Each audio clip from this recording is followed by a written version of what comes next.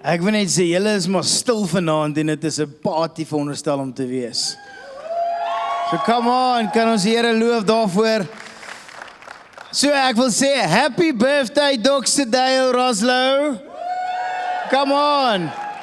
Dis amazing om te weet dat 30 jaar later, 3 dekades van genade, 3 dekades wat ons God se faithfulness net so kan celebrate vandag, want dit is as gevolg van wie hy is, dat ek en jy vandag hierso kan wees en deel wees van hierdie amazing droom en visie om mense se lewe te verander, om 'n stad te verander na 'n plek waar God regeer. So ek wil gou vir 'n oomblik vra, as jy hierso in hierdie gebou is en jy is in Doxedayo 20 jaar of meer, staan ge op jou voete.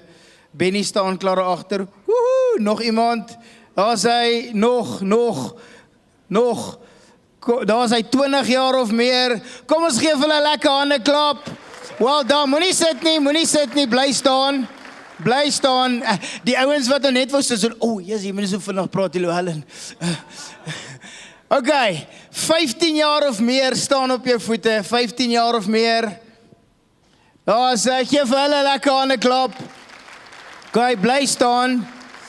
Okay, 10 jaar of meer. 10 jaar of meer. As hy daar kom, gee vir hulle 'n lekker hande klap. Okay, 5 jaar of meer. 5 jaar of meer. Okay, great stuff. Daar begin dit nou. Okay, ouens, daar is ek, gee vir hulle 'n hande klap. Julle moet aanhou. Okay. As jy 1 jaar of meer in Doxedayo is, 1 jaar of meer, staan op jou voete, gee vir jouself 'n lekker hande klap. Woo! Great stuff, well done, good and faithful servant. Great, jy kan maar sit. Okay, die ouens wat vir die afgelope jaar deel geword het van Doxedayo, staan op jou voete. Waar is jy? Ek het julle gesien, julle het nie gesit. Ek weet, daar was 'n groepie daar. Ek het gesien staan. Nou met julle vir 'n lekker cheer. Come on. Yes. Well done. Ek wil net vir jou sê, stick with us. We will do you good. Okay, ek gaan jou nie famous maak nie, but we will do you good. Weet jy wat is, hoekom het julle gesit? Ongehoorsaam. Ek praat van julle wat die laaste jaar aangesluit het en jy sit sommer klaar. Ek wil net vir die ouens sê wat die laaste jaar aangesluit het, wat deel geword het van hierdie droom en hierdie visie. Goeie nuus vir jou. En in Doxedayo sê ons altyd, goeie nuus is net goeie nuus as dit jou insluit. En so vir die laaste 3 dekades wat ons vier van God se genade, is jy deel daarvan. So well done. Jy gaan nog amazing genade beleef en amazing faithfulness van dit wat die Here wil kom doen. So gee vir jouself weer 'n lekker hande klap. Awesome. So ek wil vanaand met jou ietsie deel wat ek dink is relevant vir ons en is deel van wie ons is en waarheen ons op pad is en hoekom ons wil afskop en vanaand celebrate ons nie vanaand net soos wat Pierre aan die begin gesê het 30 jaar van genade nie en vir die laaste 30 jaar 33 kampusse en kerke wat ons geplant het nie. Ons celebrate nie net die 12 stede waar ons sien God se transformerende krag werk in alle areas nie, maar wat ons wel vanaand vier is die feit dat God regtig faithful is. Dat God nooit opgegee het op ons nie, dat God altyd belang gestel het in die detail van mense se lewe en dit sluit jou en my in. En dit is ons so lekker om vanaand, vir my so lekker om vanaand hier te kan staan en te kan sê, ek kan nie wag om te sien wat die Here in die volgende seisoen van ons lewe gaan kom doen nie, en in ons kerk, deur ons kerk, vir ons kerk. Nou, ek het vanoggend gesê, wie van julle is 30 jaar en langer in Doxedayo, toe staan Benny Buys op net hiervoor. En Pastor Benny Buys staan op en toe besef ek, voordat dit Doxedayo was Benny alreeds daar. So die volgende 3 dekades, en die volgende 10 dekades, vertrou ek, dat dit wat ons vandag sal beleef, dat jou kinders, en van julle se kleinkinders, en van julle se agterkleinkinders, soos Benny, se agterkleinkinders, hierdie visie en hierdie droom verder sal vat, om 'n plek te sien waar God regeer. Amen.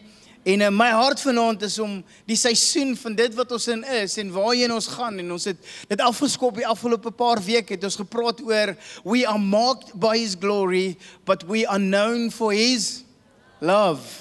vir die liefde wat ons het vir mekaar. En dan kom Jesus, sê Jesus hierdie volgende woorde vir sy disippels in Lukas, wanneer hy met hulle praat in Lukas hoofstuk 10 vers 3, dan sê Jesus die volgende vir hulle, hy sê, gaan nou, praat met sy disippels, City Changers, ek en jy, gaan nou, en dan sê hy, maar onthou, ek stuur julle soos lammers tussen wolwe in.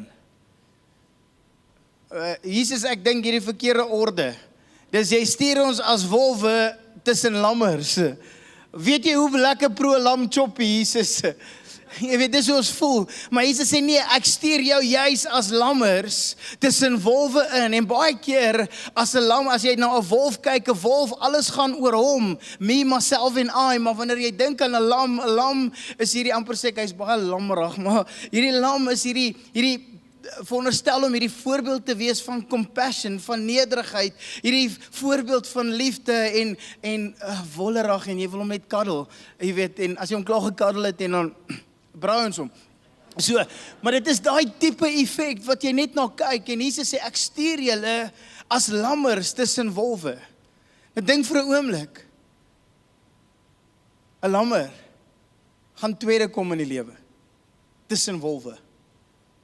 En van julle was dalk hierdie afgelope tyd 'n lammertjie gewees, of by die werk, of by die universiteit, of waar ook al, en jy het gevoel, die lewe is so onregverdig, hoekom hanteer mense my so onregverdig, en van julle het gebid, Here, asseblief, U beter my vandag genade gee, van as U my krag gee, gaan ek iemand iets aan doen.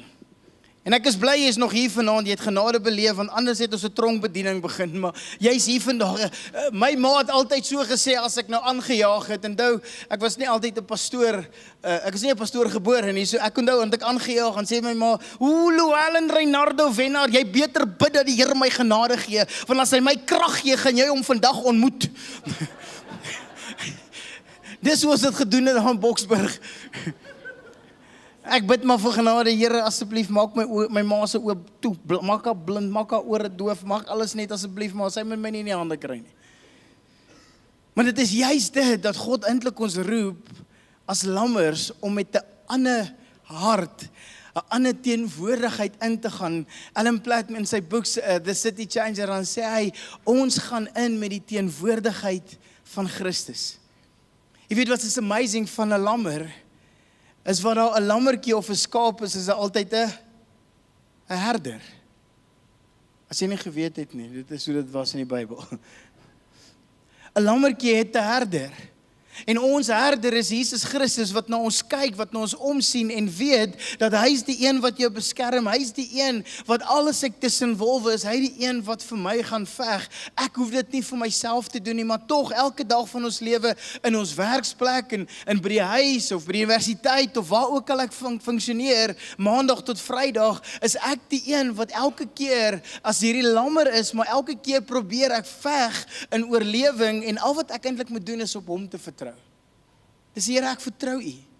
En so dis makliker om net te kan sê, dit sal seker makliker wees om te sê, ek is 'n wolf tussen lammers, maar eintlik stuur God ons, en wanneer ons praat daarvan, dan dink ons in wat ons noem Babylon, en Babylon was hierdie plek waar dit nie so goed gegaan het nie, dit was hierdie sondige omgewing, waar mense net gedoen het wat hulle wil, en God stuur ons eintlik in Babylon, en ons leef vandag in Babylon, maar die vraag is, word ons tot die koning en die koninginne van Babylon? Glad nie, ons word nie die teenwoordigheid van God, waar ook al ons funksioneer. Nou in hierdie kerk, mag ons maar amen sê. Okay. Want ons kom inteendeel met 'n nuwe kultuur. Ons kom met 'n nuwe manier van leef.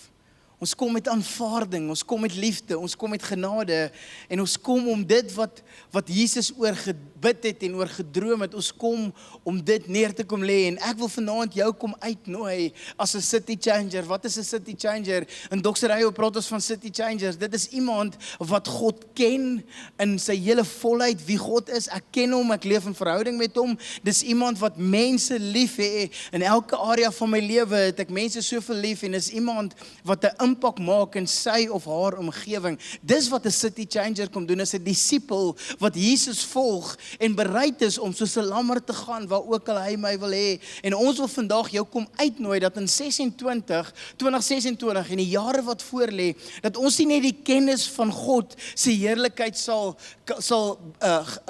ken nie en beleef nie, maar dat ons dit sal uitleef. En hoe leef ons sy heerlikheid uit? Ons leef dit uit in liefde. Dis hoe ons dit uitleef. En so wanneer ek jou vanaand wil uitnooi, wil ek jou nooi na 'n plek toe, waar ons deur die boek Korintiërs bietjie gaan werk vanaand, en die volgende seisoen gaan jy baie daarvan hoor, maar Korintiërs is eintlik hierdie amazing boek, wat gegaan het oor 'n kerk wat floreer het. 'n Kerk wat op baie maniere gefloreer het. Hulle het amazing leierskap gehad. Mense het tot bekering gekom en mense was gedoop. Mense was gevul met die Heilige Gees en hulle het al hierdie goed gesien. Mense het wonderwerke beleef en die gawes van die Gees het deur mense gevloei en hulle het die wysheid beleef. Hulle het al hierdie goed beleef en Paulus praat van hierdie kerk en hierdie kerk kan ek vandag terugbring huis toe en vandag vir julle sê, dis amper soos Doxydai en Roslau. In die afgelope seisoen het ons gesien hoe hierdie kerk floreer. Ons het gesien hoe ons letterlik van 150 mense op 'n Sondag hierso sit en ons sit hierso asof dit nog COVID is, want ons sit so ver van mekaar af, want ek hou eintlik nie van 'n ou nie en van julle is dalk ek hou van hom, maar ek wil nie jy moet weet ek hou van hom nie. Al die studente girls. Jy moet nou nie sê ja nie, jou boyfriend sit dalk langs jou. En ons het dit beleef. En die afgelope seisoen het ons verdriedubbel. En hier sit ons vanaand oor die 500, dalk 500 mense, ek is onseker. Ek is nou 'n profeet. Ek tel nou die ore. Maar ons het verdubbel. Dit het floreer.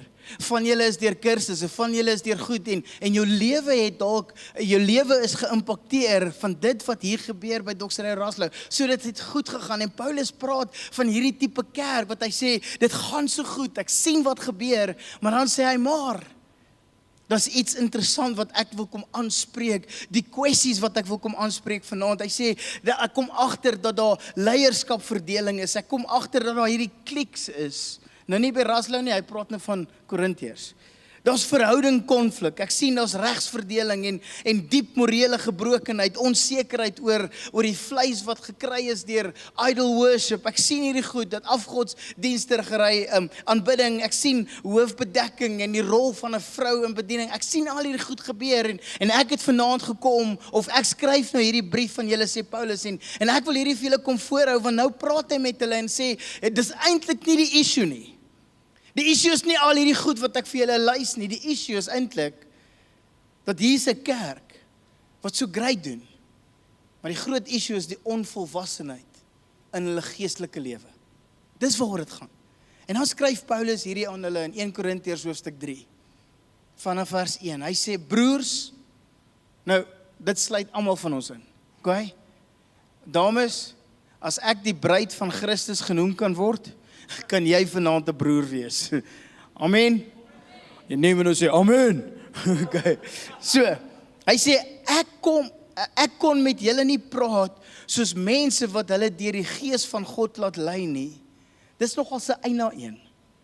Ek kan nie met julle praat soos mense wat geesvervuld is en mense wat God volg met alles wat hulle het nie. Hy sê, ek kan nie so met julle praat nie. Hy sê, ek moes met julle praat soos met die wêreldse mense, soos met kindjies in die geloof in Christus. Ek het julle met melk gevoed, nie met vaste kos nie, want julle kon dit nie verteer nie. En julle kan dit ook nou nie verteer nie. Hy sê, julle is immature. Ons, nie julle nie, ons is onvolwasse. Hy praat met hulle, hy sê, julle is onvolwasse, julle doen al hierdie great goed en dit klink so lekker, maar as onvolwassenheid, want julle is toch besig om, soos wat die Engels sê, you are still infants. En ek wil net vir julle sê, dis amazing, wanneer hy praat daarvan, het jy al gesien, en die ouens in daai hoekie sal weet, maar, jy weet, met klein kindertjies, toddlers, jy stop by McDonald's, en dan koop jy vir hulle 'n Happy Meal, en dan gee jy dit vir hulle, en dan, soos wat jy wegry, dan sê jy, ag, gee vir papa 1 chip hier, dan sê hulle, myne. dan dink jy, dit is nie joune nie. Jy het net die voorreg om dit te eet. Dis my geld, ek het dit vir jou gekoop, maar alles gaan oor, myne. Is dit nie so nie? Hierdie presies, klein kindjies, dis wat hy na verwys. Hy sê, alles gaan mos oor my. Hoe ek voel wanneer ek by die kerk kom, en dit gaan oor my worship, en my tyd, en alles gaan oor my. Nou, daar by my huis werk het ook so, baie keer, dan verstaan my 2 seuns dit nie, want hulle sal daar wees, en dan sê ek, hoorie boys, onthou net daar op die gras, julle moet iets gaan optel, dan sê hulle, gooi hulle my so lip. En dan dink ek, ek wil net sê, die Xbox wat jy het, okay, dis myne. Ek het dit gekoop. Jy het die voorreg om dit te gebruik terwyl jy in hierdie huis bly. Okay? Sien jy daai? Hier's 'n ma wat sê amen. Jy weet, dan sê ek, jy weet, okay, dis fyn. As jy vir my lip wil gooi, dis okay, gooi jou attitude, maar ek wil net sê, daar's 'n boksie, daar in die sitkamer, ek stap na hom toe, en ek verander die wifi se password, en ek sal sien of jy nog happy gaan wees. Dis my wifi, dis my password, ons kan kyk. En sodra ek die wifi password verander, nou, dan is die poef opgetel op die gras. Beddens is opgemaak, skottelgoed is gewas, hout is gekap. Hulle wil sommer braai. Nee, ek sal dit self doen, asseblief, nee. Want dis myne, alles gaan met my, nee, jy sien, dit is eintlik alles myne, maar omdat ek die volwasse een is ek bereid om myne saam met joune te deel. Beter dat die Here my vanaand genade gee. En dis wat Paulus hiermee kom praat, hy sê, dis hierdie begaafde gemeente wat al hierdie goed gesien het, maar hulle is so begaafd in die gawes, maar ook so onvolwasse, hulle is geesvervuld, hulle het hierdie kennis en hierdie invloed, maar Paulus noem hulle nog steeds kindertjies in Jesus, en die onvolwassenheid wat saam met dit gaan is, omdat hulle alles gaan oor hoe ek voel. En hy kom challenge hulle en sê, kom ons dink bietjie anders hieroor. Omdat volwassenheid nie gemeet word aan jou geestelike ervaring nie. Volwassenheid word nie gemeet aan jou bedieningssukses of die vermoë om te praat of om te profeteer nie. Dit word glad nie daaraan gemeet nie. Inteendeel, volwassenheid word gemeet aan die hoeveelheid jy liefhet. Hoe liefdevol jy eintlik is. Dis wat hy vir hulle kom sê. In plaas daarvan wat hy vir hulle nuwe reëls kom gee en regulasies, stel Paulus hierdie radikale, revolusionêre waarheid bekend. Hy sê, om al hierdie goed te verstaan, moet jy weet, die een waarheid is eintlik, liefde is die antwoord. Nie die uitdrukking van wat ek wil doen en hoe ek dit moet doen nie, maar die uitdrukking begin by liefde, dat liefde is eintlik die fondasie daarvan. En so wanneer ons dit besef, dan besef ons, wanneer Paulus 1 Korintiërs 13 skryf, onthou julle, dit gaan oor, julle kan nou maar sê, vir van julle wat al reeds getroud is, pastoor, sal jy asseblief 1 Korintiërs 13 op my troue lees? Hoekom? Ek hoop net my man word soos hierdie. Ek hoop net my vrou word. Paulus het nie 1 Korintiërs 13 geskryf om vir ons pastore materiaal te gee dat ons op jou troue kan preek nie. Is nie daaroor nie. Hy het eintlik 1 Korintiërs 13 geskryf, sodat ek en jy die fondasie van wat Christendom eintlik veronderstel is om te wees, dat ons so moet leef, en daardeur skryf hy hier, en hy begin eintlik in hoofstuk 12, heel laaste vers van hoofstuk 12, want hy weet wat eintlik hier gebeur, as jy die boek Korintiërs lees, dan kom jy agter, hoofstuk 12 praat van die gawes van die Gees, en al die gawes wat mense najaag, en dan in hoofstuk 14 praat dit van die uitdrukking van hierdie gawes, hoe moet dit funksioneer, en hierdie 2 pilare, maar reg in die middel, die fondasie van hoofstuk 12 en hoofstuk 13 is eintlik 'n amazing gift wat ons altyd nalaat, en hierdie gawe is eintlik die gawe van liefde. En dis wat Paulus kom sê. En dan skryf hy hierdie in 1 Korintiërs 12. Hy sê, en ek wys julle nog uitnemende weg. Ek gaan julle nog 'n beter weg vir julle wys. Iets wat julle bekend sal wees en dat julle sal uitstaan in hierdie samelewing. Hy sê al sou ek tale van mense en engele spreek en ek het nie liefde nie, dan het ek 'n klinkende metaal of 'n leidende simbaal geword. En al sou ek die gawe van profesie hê en al die geheimenisse weet van al die kennisse en al sou ek die geloof hê sodat ek die berg kon versit en ek het nie liefde nie, dan sou ek niks wees nie. Hoor gou vir 'n oomblik. Al doen ek al hierdie great dinge en ek het nie liefde nie, dan is ek eintlik niks. Ek is nul op 'n kontrak. En so wanneer Paulus hierdie beeldspraak kom wys vir hulle en dit met hulle kom praat, was dit nie vir hulle onbekend toe hy sê, as jy nie liefde het nie, is jy amper soos 'n klinkende metaal, 'n leidende simbaal, dit maak net geraas en jy dink dit is nice, maar hy sê, dit is juist, hulle weet presies, want hierdie beeldspraak praat van hierdie priesters wat afgodsdienste gedien het en afgode gedien het en dan het hulle hierdie procession gehad wat hulle die hele tyd die afgode gedien het, maar wat hulle dan gedoen het, hulle het van die tempel afgekom, van waar hulle tempels gehad het en hier onder tussen die mense gekom en dan het hulle met simbale en enigiets wat geraas maak, sodat hulle kan aandag trek en sodat mense dan op die einde van die dag gebrokenheid worship kan gaan doen, wat nutteloos eintlik was. En dan het hulle hierdie priesters nog gevolg terug na die tempel toe, en dan kom hulle daar, dan is dit maar net maar empty promises. Maar dit is aantreklik, aanloklik. My gevoel, ek wil graag daar wees, dit is exciting, want ek hoor al hierdie geraas en dit klink so lekker en kom ons gaan kyk net bietjie wat daar aangaan. Weet jy, ek onthou op skool dan, veral in my senior jare van skool, dan sit ek al by die huis, klaar my tekkies uitgeskop, klaar vir die aand en dan hoor ek hierdie loud musiek iewers. En dit is daar in Boksburg. En dan hoor ek hierdie loud musiek en hoor ek, jesie, maar dit gaan lekker daar is 'n partytjie. Nou trek ek my tekkies aan. Dan gaan kyk ek, dan trek dit my. Stap ek aan na die musiek toe, dan sien ek, hier's 'n partytjie aan die gang. Dan gate crash ek die party. Maar dan weet jy wat? Volgende dag voel jy nie lekker nie. Julle weet hoekom. Nee, net omdat ek min geslaap het, dis al.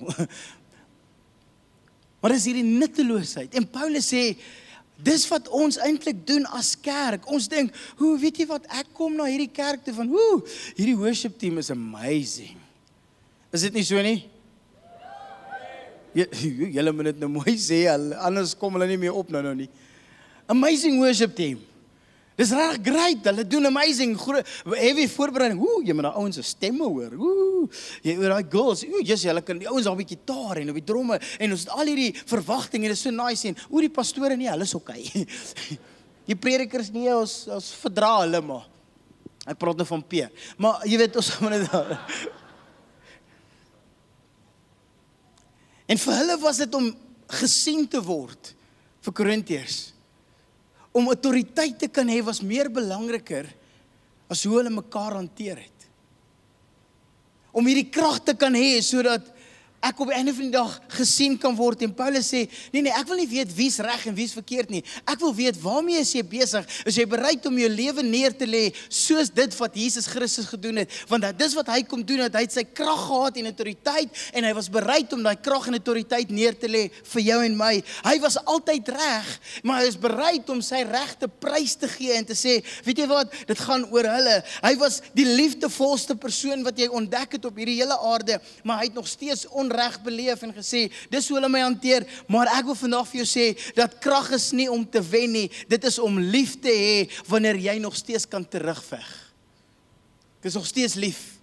Ek weet wat dit is om jammer te sê, ek weet wat dit is om op 'n plek te kom waar ek jou nie meer soos in die ou tyd, jy weet, hof toe sleep, soos wat hulle gedoen het, hulle het mekaar hof toe gesleep en mekaar gaan aankla, en dan moet iemand wat nou reg is, het dan op die einde van die dag dit gekry wat hom reg toe kom, en hy sê, nou kom skryf Paulus, hy sê, ek wil nie weet wie's reg en wie's verkeerd, ek wil weet, is julle besig om te leef soos wat Jesus wil hê julle moet leef?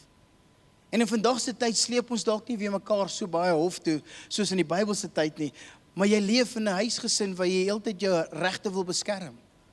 In jou huwelik wil beskerm. Sê maar jy was verkeerd.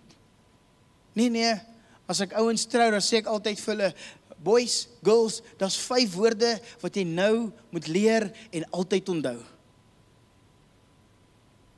Liefie, ek's jammer, jy is reg. En die man sê altyd, ja Llewellyn, gaan dit onthou. Dan sê ek vir die girls, sê dit nou vir my, liefie, ek is jammer, jy was reg. Nou hoor jy net, Nee, ek joke, hulle sê dit daarom. Maar jy sien, jy kan nie die argument wen, of jy kan nie argument wen, maar jy gaan jou getuienis en die krag van die kruis in jou lewe verloor.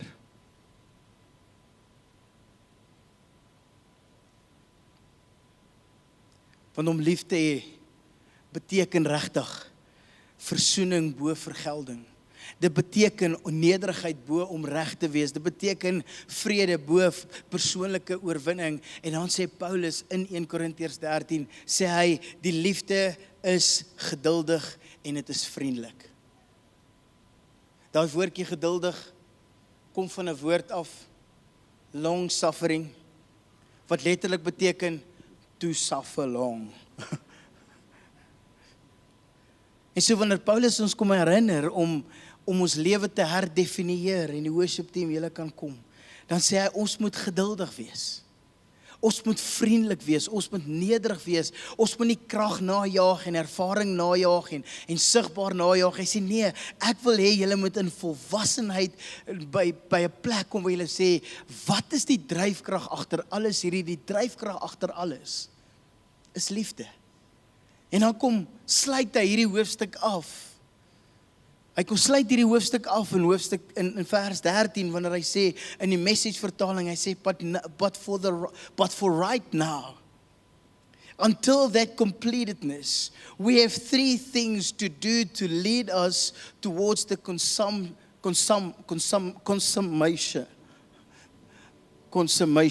daar sê. Hy sê, dis hoe dit werk. Hier is die 3. Trust steadily in God, hope unwaveringly, love extravagantly, and the best of the 3 is liefde. Nie die gawes na te jaag en vir iemand te bid en sê kom ek bid vir jou en dat jy genesing beleef nie. Hy sê nee. Die liefde wat ons het, is eintlik die dryfkrag agter dit. Ek wil graag vir jou bid, want ek wil nie hê jy moet deur hierdie pyn en hierdie lyding gaan nie. Ek is so lief vir jou en daarvoor gee ek om. Dit wat ons hierso doen, is as gevolg van liefde. As ons jou uitnooi na 'n kursus toe soos Discovery, dan is dit eintlik omdat ons lief is vir jou en omgee vir jou, sodat jou lewe kan verander. As ons uitnooi om te sê, word deel van 'n kursus met die naam van Radiance, dames, dan is dit nie omdat ons niks het om te doen nie. Ons nooi jou uit want ons is lief vir jou en ons gee om dat jou lewe sal verander. Wanneer ons jou uitnooi na die Bybelskool, na CCP, is dit juist dit. Ons wil hê jy moet groei in volwassenheid, om God te ontdek op 'n nuwe journey van jou lewe. Want alles gaan nie oor die gawes nie. Gawes sonder liefde is nutteloos. Paulus sê dat ons die liefde najaag. Dis nie skouspelagtige gawes nie. Dis geesvervulde, liefdevolle gawes om te kan fokus en te kan sê, Here, wat nog moet ek doen? Dan kom Paulus, heel aan die einde van Korintiërs, in die tweede brief wat hy hulle vir hulle skryf, dan kon sit Paulus die blueprint neer van hoe ons moet leef. Weet jy wat is die blueprint? Hy skryf hierdie in 2 Korintiërs hoofstuk 13 vers 10 tot 11. Hy sê, daarom skryf ek hierdie dinge. Verder, broers en susters, wees bly. Streef na geestelike volwassenheid. Aanvaar vermaning en wees eengesind. Leef in vrede en die God van liefde en die vrede sal by julle wees. Dis wat hy kom sê, dis die blueprint van die ander vertalings. As jy dit gaan lees, dan sê dit eintlik, aim for restoration. Be what you should be. Become mature Want dit is God se hart vir jou. En so hierdie bloudruk wat Paulus kom neersit heel aan die einde, wanneer hy vir hulle uithaal in die eerste brief en sê, begin te leef soos wat God wil hê julle moet leef. En as julle dit begin doen en begin in volwassenheid besef, dit gaan nie net oor my nie. Dit gaan oor die persoon langs my. Die persoon voor my, dit gaan oor die ou wat saam met my werk en die persoon wat nie altyd het wat ek het nie en hoe kan ek uitreik en hoe kan ek liefde vir mense gee en dat ek nie net ongeduldig is nie, maar dat die gawe van geduld daar sal wees, is die dryfkrag agter alles, hierdie is liefde. En dan eindig hy so. Hy sê, mag die genade van die Here Jesus Christus en die liefde van God en die gemeenskap van die Heilige Gees sy met julle almal. Amen. Mag sy genade by elkeen van ons wees. Mag sy liefde bekend wees in alles wat ons doen. En mag ons mense sal wees wat wandel op hierdie aarde wat altyd bekend sal staan en sê, hy word gelei of sy word gelei deur Heilige Gees. Want kan ek net vandag vir jou sê, wanneer ons praat van becoming love, gaan dit daaroor dat ons is nie geroep om 'n stad te beïnvloed nie. Ons is geroep om 'n stad lief te hê, terug in lewe. Nie om geraas te maak, maar om die teenwoordigheid van God te dra. Nie om aantreklik te wees en aanloklik te wees vir mense, om 'n nice show hier op die verhoog neer te sit nie, maar ons is eintlik die mense wat sê, hoe kan ons die teenwoordigheid van die Here uitdra in elke area van ons lewe, en nie net van hierdie verhoog af nie, maar waar ook al jy funksioneer. En vanaand wil ek jou vra, wil jy nie saam met my staan en sê, Here, ek gaan hierdie jaar iemand wees wat bekend sal wees vir die liefde en dat ek nie goed sal najaag wat feel me good gospel en feel me good die gawes en al hierdie goed doen sodat ek net my eie Bybel kan blaas nie. Ek wil dit doen want ek wil die koninkryk sien regeer in en deur my lewe. Amen. Ons het vir julle 'n liedjie voorberei. En ek wil hê jy moet vanaand hierdie liedjie saam sing. Want dis hoe hy, Jesus Christus, oor jou voel. Kom ons sing saam.